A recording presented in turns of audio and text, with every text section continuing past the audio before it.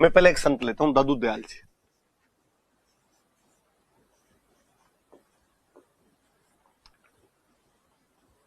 दादू दयाल जी एक संत है। और दो एक बातें बताता हूं। देखो, एक तो दादू दयाल जी का जो जन्म हुआ था वो अहमदाबाद में हुआ था, इस बात को याद रखना, क्योंकि मैं राजस्थान के संत हूं, संप्रदाय पढ़ा रहा हूं। पहले संत ही मैंने दादू दयाल जी महाराज लिखे, और इनका मैं कह रहा हूं कि इनका जन्म ही अहमदाबाद में हुआ था, मतलब राजस्थान में तो जन्म ही नहीं हुआ। याद रहे दो लोगों के जन्म हमेशा। दादू दयाल जी महाराज का जन्म हमेशा याद रहे कि गुजरात के अहमदाबाद में हुआ था। गुरु गोविंद सिंह जी का जन्म हमेशा याद रहे कि पटना के अंदर हुआ था। वरना कई बार लगता है अपने को क्या सरदार जी हैं तो कोई पटियाला, जलंधर, लुधियाना के अंदर हुए होंगे, पर नहीं, उनका जन्म बिहार में पटना में हुआ था। दादू दयाल जी महाराज है, इनका जन्म गुजरात के अहमदाबाद के अंदर हुआ था। कहते हैं लोदीराम नाम के एक ब्राह्मण ने इनका पालन पोषण किया था। तो उनको ये मिले थे, पैदा तो कहां पर हुए, मम्मी पापा कौन थे इसके बारे में नहीं पता। लोदीराम जी को मिले थे, बच्चे को घर पे लेके आए थे, उन्होंने पालन पोषण किया था। तो लोदीराम नाम के एक ब्राह्मण थे, उन्होंने इनका पालन पोषण किया। तो ब्रिंगिंग अप जो थी, शुरुआती दौर है, वो लोदीराम जी के घर पर निकला। वहां पर कहते ब्रह्मानंद जी नाम के एक व्यक्ति इनके गुरु जी थे। ब्रह्मानंद जी कह दो, या उनको वृद्धानंद जी भी कहा जाता है, या किसी ने उनको बुढ़न बाबा भी कह दिया कि वृद्ध है तो बुढ़ा ही कह दो, फिर तो बुढ़न बाबा कह दो। ये इनके गुरु जी हुआ करते थे। तो जन्म अहमदाबाद के अंदर हुआ था। लोदीराम नामक ब्राह्मण ने इनका पालन पोषण किया था। ब्रह्मानंद जी, वृद्धानंद जी या बुढ़न बाबा इनके गुरु जी हुआ करते थे।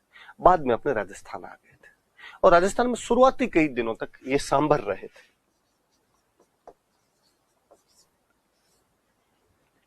सांभर अपने जयपुर के अंदर एक जगह पड़ती है, यहां पर रहा करते थे। बाद में कई दिनों तक आमेर रहे थे। संत हमेशा यात्राएं करते रहते थे, इधर उधर खूब आमेर में, मारवाड़ में, ढूंढाड़ में, खूब सारी जगह पे घूमे थे। फाइनली लास्ट के अंदर जयपुर में एक जगह अपने पड़ती है नरेना, यहाँ पे नरेना आ गए थे। ये नरेना में मृत्यु हुई थी। तो दादूपंथियों का जो मुख्य केंद्र है वो नरेना ही है। कि सांबर के अंदर शुरुआत में उपदेश देने वगैरह शुरू किए थे, फिर आमेर चले गए थे। कहते 6 साल के आसपास सांबर रहे थे, 14 साल के आसपास आमेर रहे थे, अंतिम समय अपना नरेना के अंदर बिताया था, यहां आ गए थे। बाद में दादूपंथियों की जो मुख्य पीठ है वो नरेना के अंदर स्थापित हो गई थी, नरेना के अंदर ये रहने लग गए थे। कहते निर्गुण भक्ति का संदेश दिया था इन्होंने।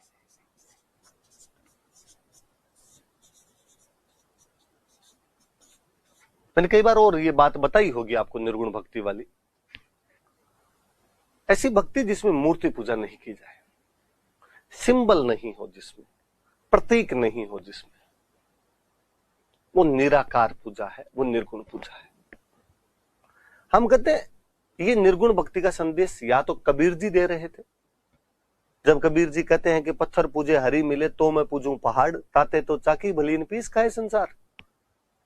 यदि भाटों को पूजने से, मूर्तियों को पूजने से भगवान मिलता है तो मैं मोटा सा पहाड़ पूरा ही क्यों ना पूज लूं।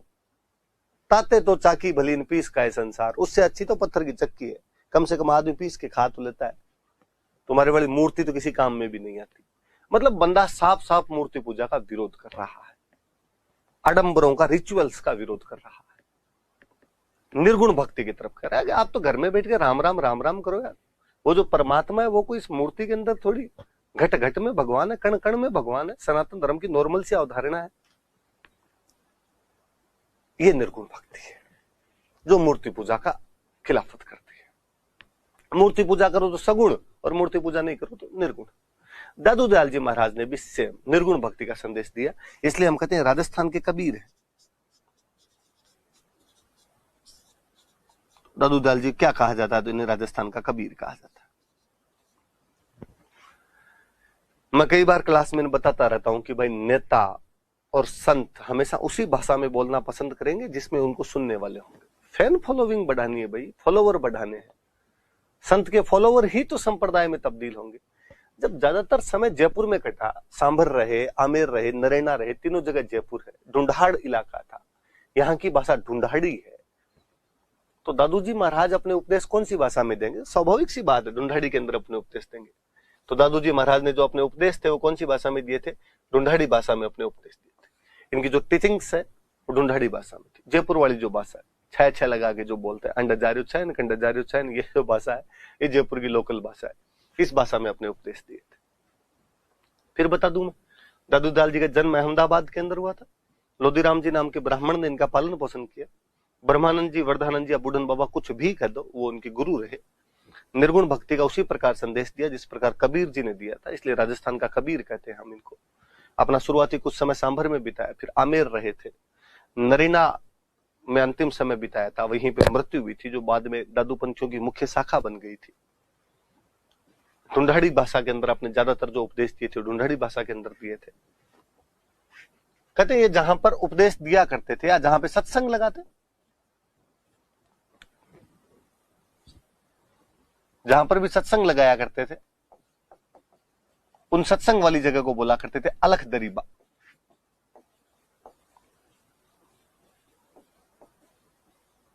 उन स्थानों को या तो अलख दरीबा कहते या एक शब्द और हुआ करता था चौगान। तो कोई पूछ ले कि दादू जी महाराज जहां सत्संग लगाया करते थे या बाद में भी दादू पंथी जहां पर सत्संग लगाते हैं उस जगह को क्या बोलते हैं, तो उसको अलख दरीबा या चौगान कहते हैं। या दादू जी महाराज अपने सत्संग लगाया करते हैं। हम कहते हैं इन लोगों ने ये जो निर्गुण भक्ति वाला जो पूरा वातावरण चला था देश के अंदर, इसको भक्ति आंदोलन कहा जाता है। कि भक्ति आंदोलन था, अपने आप में एक लहरी आई थी बड़े तौर पे।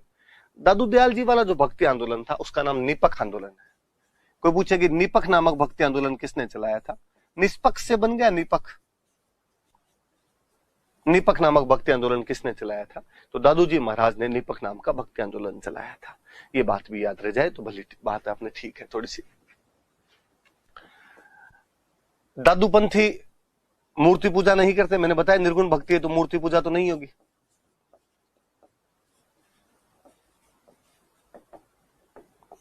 मूर्ति पूजा नहीं करेंगे। मंदिर जो होता है, मंदिर को बोलते हैं दादू द्वारा। अब देखो मैं फिर एक बात पर आता हूं, सिख संप्रदाय में मूर्ति पूजा नहीं होती, वो गुरुद्वारे बोलते हैं उनको कि गुरु जी का द्वारा है इसलिए गुरुद्वारा कह दो। दादू पंथी भी मूर्ति पूजा नहीं करते। दादू जी के जो फॉलोवर हुए उनको आप दादू संप्रदाय बोल दो या दादू पंथ बोल दो, एक ही बात है। दादू पंथ भी मूर्ति पूजा नहीं करते, पर मंदिर होता है, मंदिर को दादू द्वारा बोलते हैं। तो अपने दिमाग में स्वाभाविक आता है कि जब मूर्ति पूजा करते नहीं तो मंदिर में करते क्या हो? हम लोग तो मंदिर जाते इसलिए कि वहां पे मूर्ति है। तो मैंने एक दिन पहले बताई थी कि जो भी निर्गुण वाले संप्रदाय है, जो मूर्तियों की पूजा नहीं करते हैं, वो किताबों की पूजा करेंगे।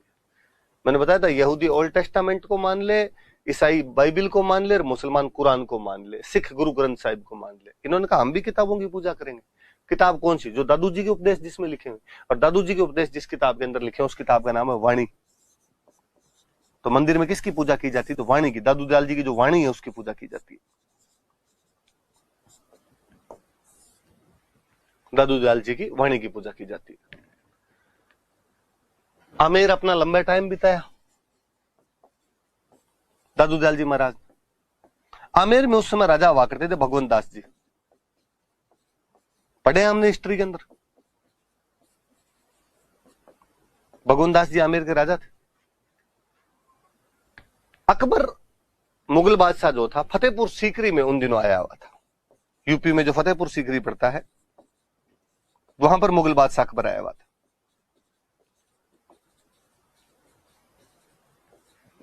आमेर वालों की अकबर से अच्छी बनती थी।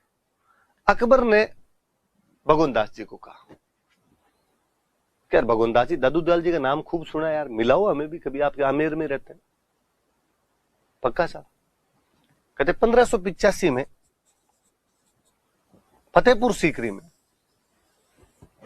दादू दयाल जी आमेर के राजा भगवंत दास के साथ अकबर से मुलाकात करते हैं।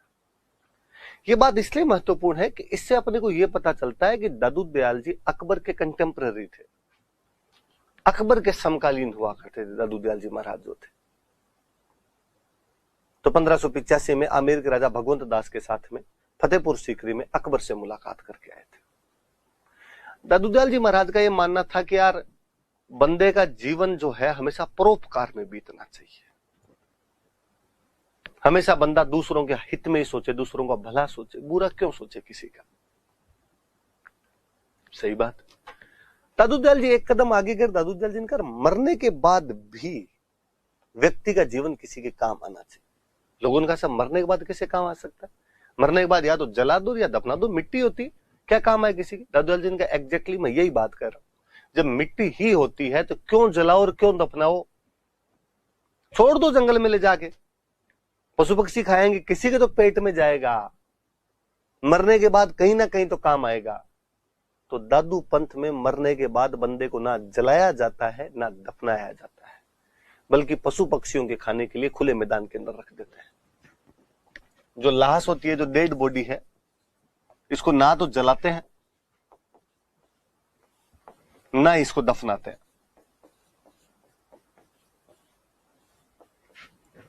ना इधर ब्रेंट नोर ब्रीड, ना जलाया जाए ना दफनाया जाए।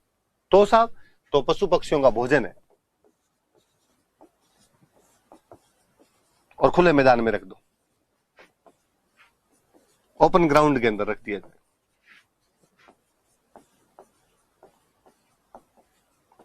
और कहते खुद दादू जी का जो शव था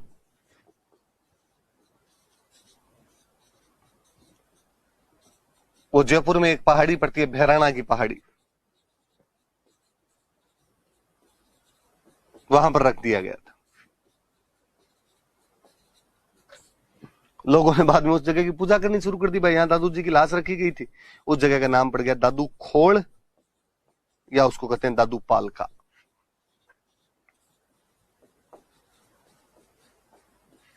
दादू खोल या दादू पालका कहा जाता है उस जगह को। दो बातें याद रख लेना बस, कि लाश को ना तो जलाते हैं ना दफनाते हैं, पशु पक्षियों के खाने के लिए खुले मैदान में छोड़ देते हैं। खुद दादू जी की लाश जयपुर में भैराणा की पहाड़ी, भैराणा हिल पर रखी गई थी, जिस जगह के लोगों ने बाद में पूजा करनी शुरू कर दी, उस जगह को दादू खोल या दादू पालका के नाम से जाना जाता है। कहते दादू जी के टोटल 152 शिष्य थे, टोटल एडमिशन तो 152 हुए, पर जो इनमें प्रमुख थे वो 52, ऊपर वाले 52 ही थे। सिलेक्शन इतने लोगों का हुआ होगा, एडमिशन 152 ले लिए होंगे। ये जो प्रमुख 52 शिष्य थे, इनको 52 स्तंभ कहा जाता है। कोई कहे कि दादू संप्रदाय में पिलर्स की संख्या कितनी मानी जाती है, तो 52 मानी जाती है।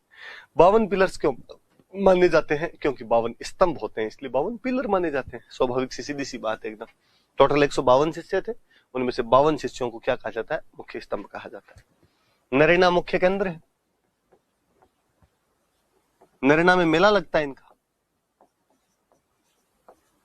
फाल्गुन शुक्ल पंचमी से एकादशी तक।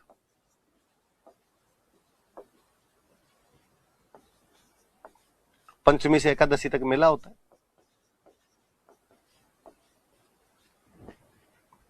दादू जी के मरने के बाद में दादू संप्रदाय कई भागों में विभाजित हो गया, ब्रांचेज बन गई थी।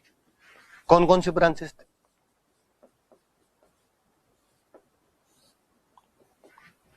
मैं नाम लिखता हूं, फिर हम बात करेंगे।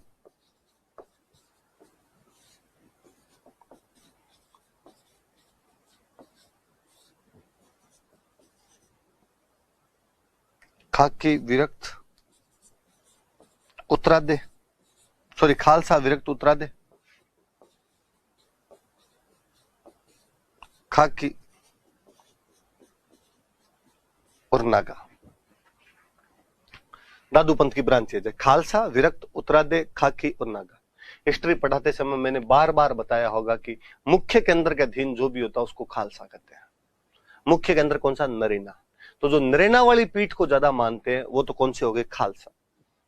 दादू संप्रदाय में उनको क्या बोलेंगे? तो उनको खालसा दादू संप्रदाय वाले बोलेंगे। वे जिन्होंने घर बार छोड़ दिया, विरक्त हो गए, मोह माया से कोई भी लेना देना नहीं रखा, उनको हमने कहना शुरू कर दिया विरक्त।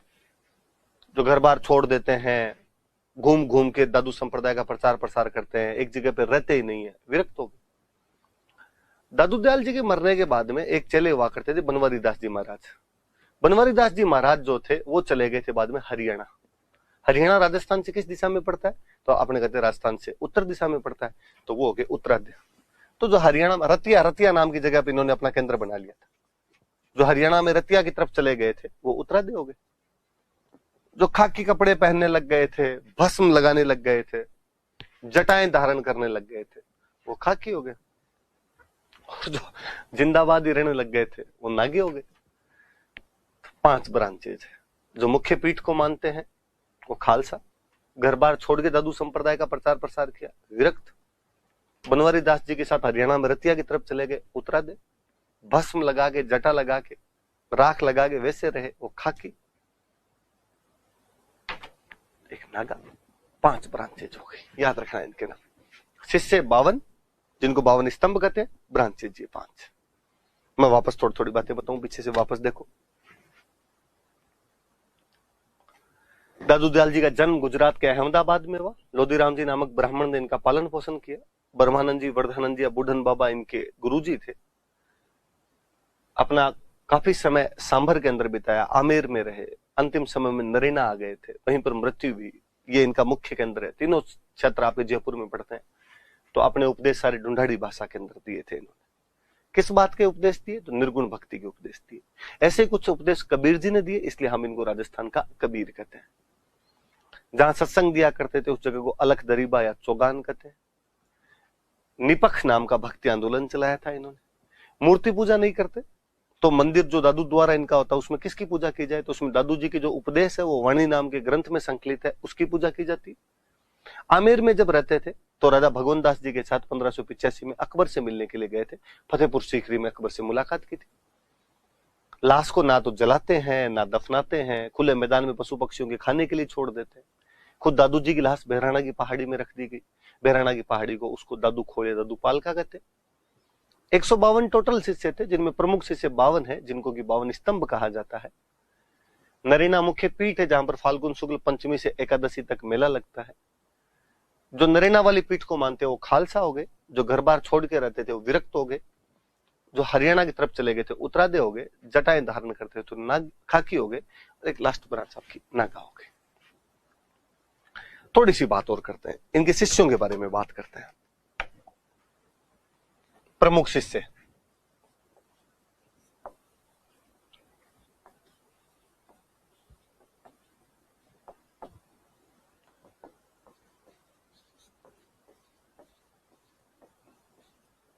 सुंदरदास।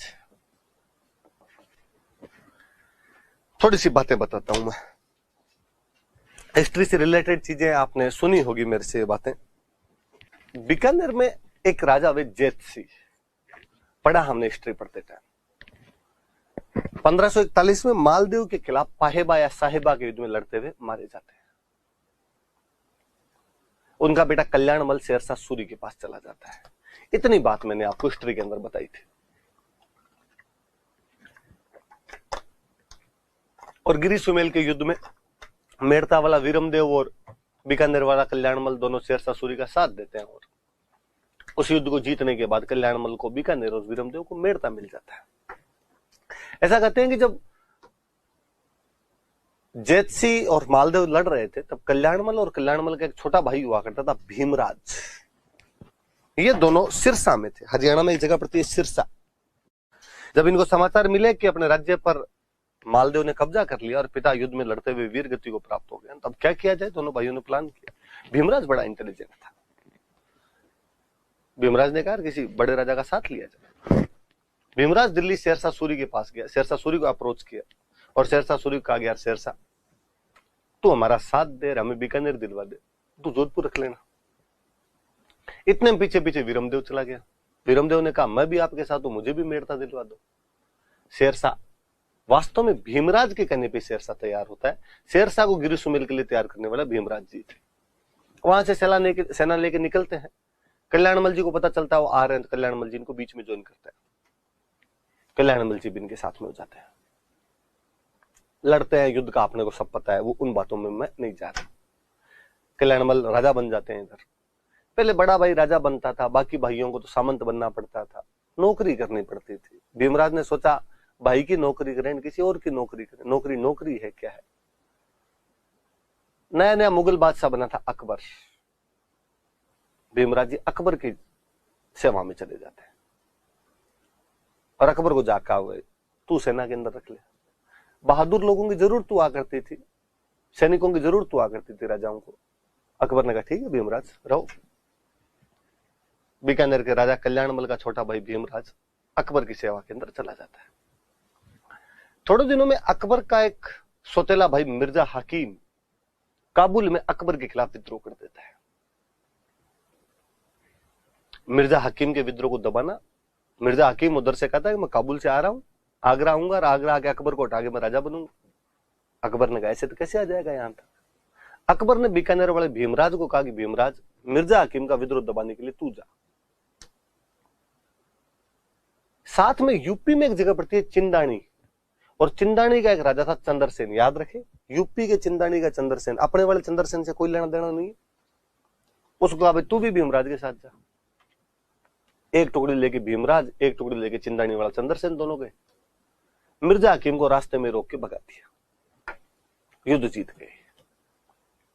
कहते हैं युद्ध के मैदान में भीमराज घायल हो गया, और घायल होकर कहीं गिर गया, और बीकानेर वाले सैनिकों को, जो इसके साथ वाले सैनिक थे, उनको तो मिला और नहीं। उनको लगा यार कहीं पे मर गया होगा, दुश्मन की तरफ लाश पड़ गई होगी, वो उठा के ले गए होंगे। वो सैनिक वहां से वापस बीकानेर गए, और बीकानेर जाके भीमराज के घर वालों को कहा भाई भीमराज की तो ऐसे डेथ हो गई युद्ध में।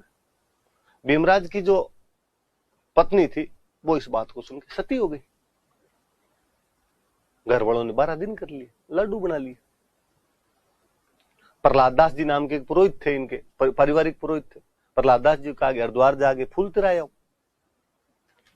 अस्थियां विसर्जन करने के लिए भेज दिया प्रहलाद दास जी। इधर कहते चिंदानी वाला चंद्रसेन जब अपने घायलों को उठा रहा था, तो उन वाले घायलों में भीमराज जी भी मिले। उसने भीमराज जी को भी उठा लिया, अपने कैंप में लाके मरहम पट्टी की, तो भीमराज जी को होश आ गए। दिल्ली पहुंचे, आगरा पहुंचे अकबर के पास। अकबर जाकर युद्ध तो जीत लिया। भीमराज ने कहा मेरे साथ वाले सैनिक तो बीकानेर रोड चले गए, बादशाह आज्ञा दो तो मैं भी बीकानेर जाके आ जाऊं। बादशाह ने कहा शाबाश मेरे चितों, युद्ध जीत के जाया बीकानेर जाया, कोई बात। भीमराज जी उधर से बीकानेर आ रहे हैं।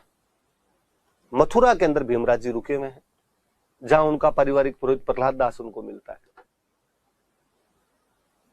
भीमराज जी ने प्रहलाद दास जी से पूछा कि पुरोहित जी आप इधर किधर मथुरा में। प्रहलाद दास जी ने भीमराज जी को पूछा कि ठाकरा आप क्या कर रहे हो इधर, क्यों। तो हमने आपके 12 दिन कर लिए, लाडू खा लिया आपके, ठुकरानी सती हो गई आपके पीछे। भीमराज ने क्या बात करता है, कैसे। कहा वो सैनिकों ने कहा कि आप मर गए युद्ध में, तो क्या करते, कोई सूचना ही नहीं थी आपकी तो हमारे पास में।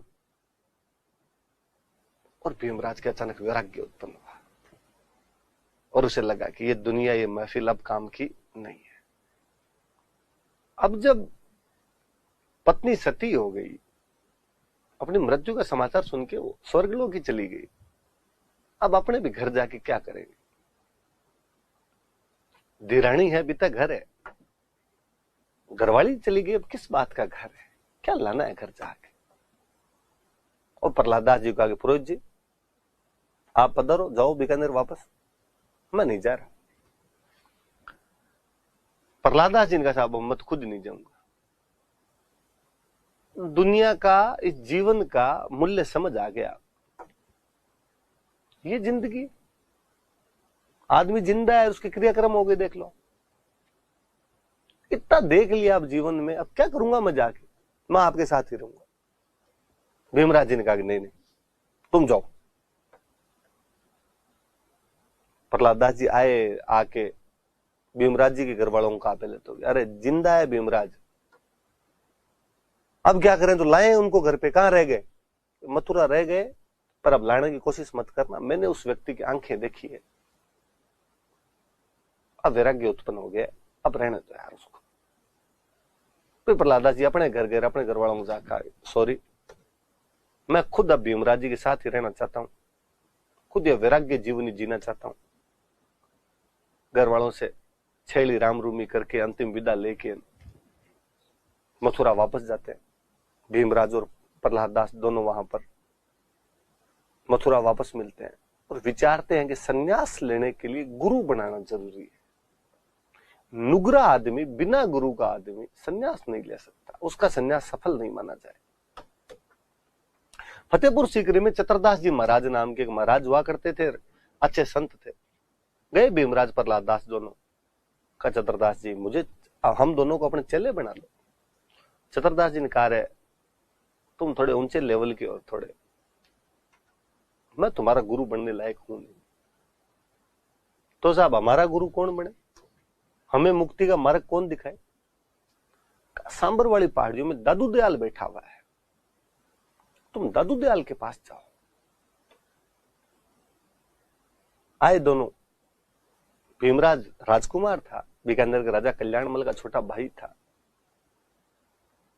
लंबा चौड़ा खूबसूरत पर्सनैलिटी का मालिक था। घुसा और घुसते दादू दयाल जी ने कहा, आओ रे भाई सुंदर।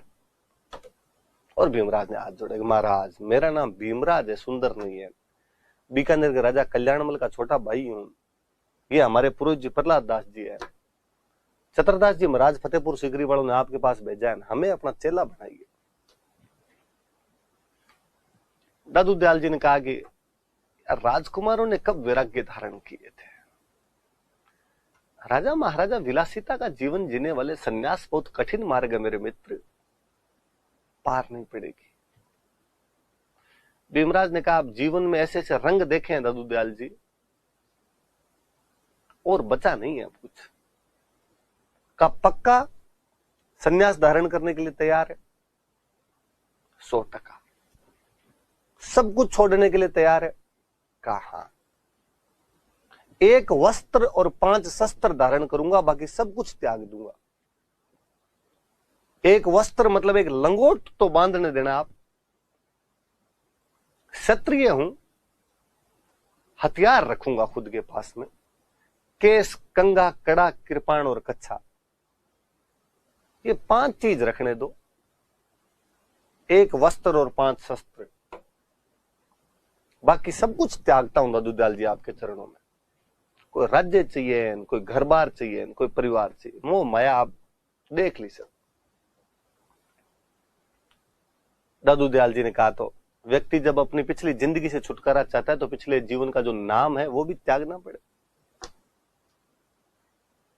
और चूंकि तुझे देखते ही मैंने तेरे को सुंदरदास कहा था, तो आज से तेरा नाम भीमराज नहीं, आज से तेरा नाम सुंदरदास है, ताकि वो राजा वाला जीवन ही छूटे, तेरा रूप ही संत वाला आए। जैसे आप किया क्या। दादू दयाल जी महाराज के पहले शिष्य थे सुंदरदास जी। प्रहलाद दास जी पीछे खड़े थे, प्रहलाद दास जी ने कहा, साहब मेरा एडमिशन। दादू दयाल जी ने कहा कि तुझे वैराग्य कैसे उत्पन्न हुआ? भीमराज जी को देख के, तो तू भीमराज जी का चेला है, ये मेरा चेला, तू इसका चेला। कहा ठीक है। कई दिन वहां पे रहे सांबर में दादू दयाल जी के पास। फिर कहा कि महाराज हमको दूसरी जगह जाके तपस्या करना चाहते हैं। दादू दयाल जी का पधारो, कहां जाओगे? कि हम फतेहपुर सीकरी से जब आ रहे थे ना, तो दौसा में एक जगह आई थी, घाटड़ा, पहाड़ों के बीच में। साहब जगह बहुत अच्छी लगी, आप फरमाओ, आज्ञा दो तो हम वहां जाके तपस्या कर ले। जाओ। भीमराज जी और या सुंदरदास जी कह दो आप, अपने शिष्य प्रहलाद दास जी के साथ में घाटड़ा दौसा में एक जगह पड़ती है, वहां चले गए।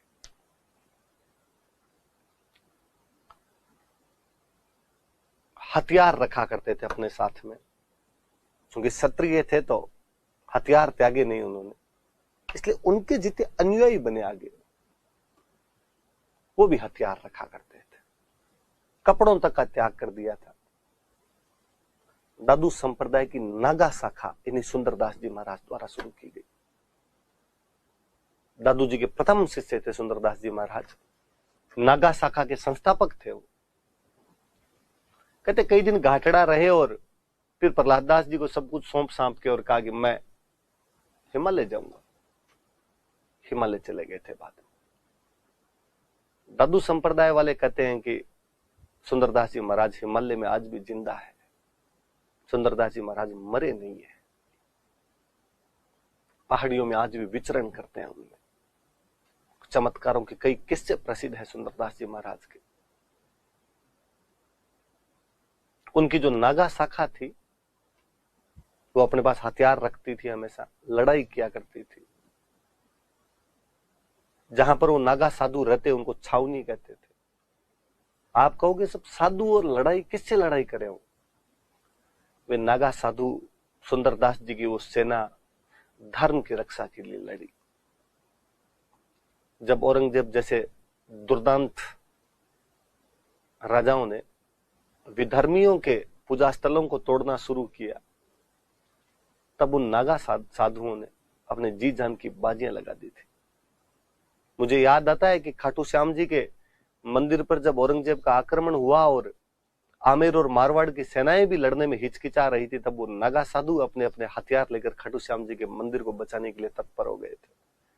आज भी हम में से कोई खाटू श्याम जी जाता है और उस मंदिर को वैसा ही पाता है जैसा वो किसी समय में रहा होगा, तो नागा साधुओं का कोटि कोटि धन्यवाद अर्पण करना चाहिए कि सुंदरदास जी के वो चेले अपने उस गुरु की बात को किस प्रकार निभाते रहे और हथियारों के माध्यम से उस बात को चरितार्थ करते रहे कि सनातन संस्कृति में संन्यास केवल शास्त्र नहीं, शस्त्र का भी उतना ही प्रयोग करना सिखाता है।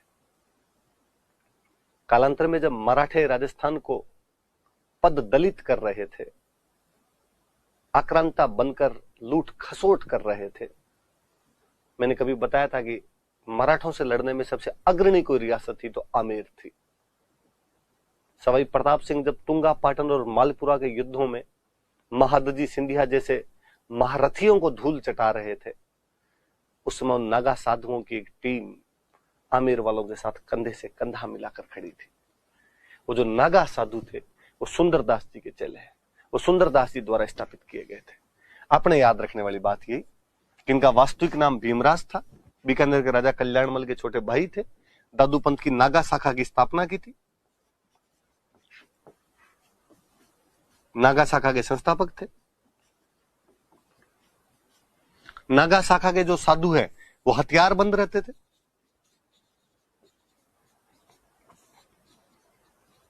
जहां पे नागा साधु रहते थे उस जगह को छावनी बोलते,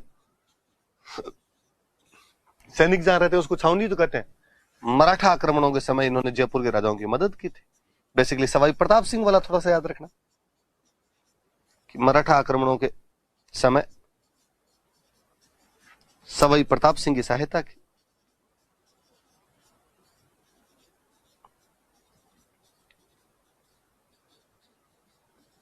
मदद की थी, इतनी बात याद रख लेना। सुंदरदास जी पहले शिष्य थे, भीमराज वास्तविक नाम था, कल्याणमल के छोटे भाई थे, नागा शाखा के संस्थापक थे, हथियार रखते थे। छावनी कहते हैं इनके रहने की जगह को जहां नागा साधु रहते हैं। और मराठा आक्रमणों के समय नागा साधुओं ने सवाई प्रताप सिंह की सहायता की। बाकी वाली कहानी केवल समझाने के लिए थी। आप जब नोट्स बनाओ लिखो तो ये इतनी बातें लिखना। एक और शिष्य रज्जब जी महाराज,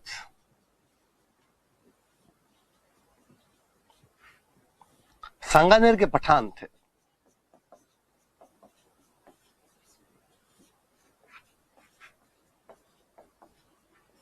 पठान थे तो लंबी चौड़ी पर्सनालिटी के मालिक, गोरे चिट्टे एकदम। आमेर बारात जा रही थी, सांगानेर से आमेर बारात लेके आ रहे थे, दुल्ले बने हुए, शेरवानी, साफा, तुर्रे, कलंगी, सिर पे सिरमोड़, एंटीने सब लगाए हुए। आमेर में मावठा का तालाब है, उस मावठे के तालाब के पास में अलख दरीबा। दादू दयाल जी महाराज मावठे तालाब के पास में बैठकर उपदेश दे रहे थे। बारातियों ने सोचा कि यार थोड़ी देर अपने भी दादू जी के उपदेश सुन ले। दादू जी महाराज आंख बंद करके बोल रहे थे कि घर गृहस्थी मोह माया में कुछ ही नहीं रखा हुआ है, जीवन का जंजाल है जो इसमें फंस जाता है, निकल नहीं पाता इस चीज से। उपनिषदों की उस लाइन को दोहरा रहे थे जिसके अंदर लिखा हुआ था कि ब्रह्म सत्यम जगत मिथ्या जीवो ब्रह्म ना परे। जगत जो कुछ दिखाई देता है मिथ्या है, सपना है, टूटेगा एक दिन। एकमात्र सत्य वो ब्रह्म है, उसकी सत्ता के सिवाय दूसरी कोई सत्ता इस दुनिया के अंदर नहीं है। जब उन्होंने रज्जब जी को दुल्हे के बेस में वहां पर बैठे हुए देखा तो उन्होंने कहा कि रज्जब तू गजब कियो और माथे बंध्यो मोड़, दुल्हे के मोड़ बंधा हुआ था, आयो तो हरि भजन बैठो किन थोड़ी कि हे रज्जब तू क्या गजब करने जा रहा है। भगवान ने तुझे हरि का नाम लेने के लिए भेजा था और तू ये शादी करेगा, ये काम बचे तेरे। रज्जब जी खड़े हुए, रज्जब जी का महाराज आंखें खोल दिया आपने, अपने शादी नहीं करनी, ये लो शेरवानी भी उतार देता हूं। दादू जी का नहीं, तेरे को वैराग्य इन कपड़ों में प्राप्त हुआ तो आज के बाद तू यही कपड़े रखेगा हमेशा। आजीवन दुल्हे के बेस में रहते रज्जब जी महाराज। वो शेरवानी फट जाती तो कोई शिष्य, कोई साधक दूसरी शेरवानी दे के चला जाया करता था।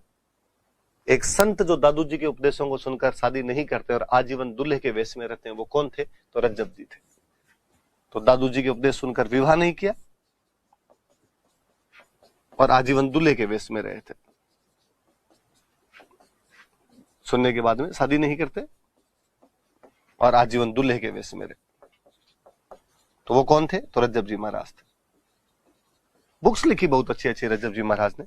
एक बुक का नाम है रज्जब वाणी। ये तो निर्गुण भक्ति वालों की ज्यादातर बुक का नाम वाणी मिलेगा आपको।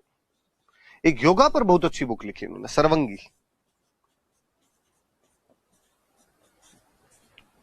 दो बुक है, रज्जब वाणी और सर्वंगी, रज्जब जी महाराज की बुक है। एक चले और कहते हैं दादू पंथ में दो सुंदरदास जी महाराज हुए। पहले वाले सुंदरदास जी को आप बड़े कर दो और इनको सुंदरदास जी को छोटे कर दो। वो लड़ाकू आदमी हुए थे, ये पढ़ाकू थे। उन्होंने जैसी लड़ाइयां की, इन्होंने उतनी पढ़ाइयां की। दादू संप्रदाय में सर्वाधिक इंटेलिजेंट कोई बंदे हुए थे तो सुंदरदास जी थे, छोटे सुंदरदास जी। एक आप यंगर कर दो, एक एल्डर कर दो। वो बड़े सुंदरदास जी, छोटे सुंदरदास जी। वो क्षत्रिय थे, इनका वैश्य परिवार में जन्म हुआ। खूब पढ़ाकू थे तो खूब किताबें लिखी, 42 के आसपास ग्रंथ लिखे। ज्ञान समुद्र,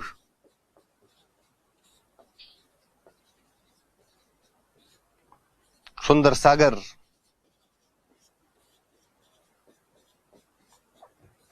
खूब सारी किताब है। अपने इतनी याद रखना कि 42 किताबें लिखी थी। दौसा में एक जगह पड़ती है गेटोलाव, वो मुख्य केंद्र है। वैसे ज्यादातर टाइम अपना सीकर में फतेहपुर नाम की जगह है, वहां पर बिताया था। फतेहपुर भी मुख्य केंद्र है। तो सुंदरदास जी छोटे। दादू संप्रदाय तो कहता है हमारे शंकराचार्य हैं। शंकराचार्य जितने इंटेलिजेंट थे उतने इंटेलिजेंट दादू पंथ में सुंदरदास जी महाराज, छोटे वाले। रज्जब जी को तो बहुत ही ज्यादा प्यार था दोनों में, तो रज्जब जी में, सुंदरदास जी में, तो दोनों के विचार यूं मिलते जुलते। और आप इस चीज पर यूं गौर कीजिए कि सांप्रदायिक सद्भावना का कितना महत्वपूर्ण क्षेत्र रहा होगा कि रज्जब नाम का एक पठान और सुंदरदास नाम का एक वैश्य आपस में गहरे दोस्त है, एक जैसी बातें कर रहे हैं। वो रज्जब वाणी और सर्वंगी लिख रहे हैं, इधर ज्ञान समुद्र और सुंदर सागर लिखे जा रहे हैं। उस भक्ति आंदोलन ने सामाजिक समानता स्थापित करने में सर्वाधिक महत्वपूर्ण योगदान दिया था। और शिष्य वे, एक शिष्य वे बालिंद जी। संत सारे इंटेलिजेंट थे। ग्रंथ लिखा आरिलो। वैसे दादू दयाल जी के बाद में दादू दयाल जी के बेटे मुख्य उत्तराधिकारी बने थे, उनका नाम था गरीबदास जी। दादू दयाल जी के एक और बेटे हुआ करते थे, मिस्किन दास जी, ये भी मुख्य संत हुए इसके। मिस्किन का मतलब ही गरीबी होता है। मिथुन चक्रवर्ती की मूवी का एक गाना है, जी हाल है मिस्किन, बखना जी, माधो दास जी।